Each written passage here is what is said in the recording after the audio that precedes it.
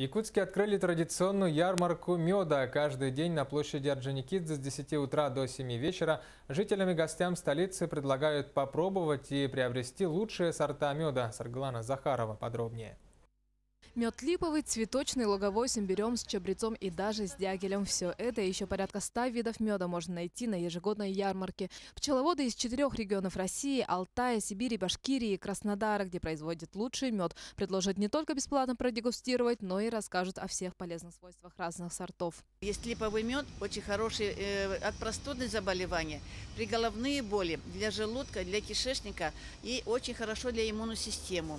Кроме липовый мед, есть еще и майский, цветочный, который новый урожай, потому что мы уже качали первый мед. Неплохой мед есть у нас, самый хороший один медочек, который заменяет все меда, есть у нас мед с пергой.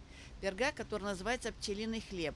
Это очень хороший, очень полезный для иммунной системы, от всяких болезней. Ярмарка приезжает уже не в первый раз в столицу республики. За это время она успела завоевать доверие горожан и стать поистине долгожданной. Уже с первого дня у прилавков начали собираться любители сладкого янтаря. Разнообразие очень большое, консультация очень хорошая, то есть предложен мед мне для детей, именно там при ангине. Ну, я попробовала, очень вкусный, вот приобрела, радостно иду, сейчас буду чай пить.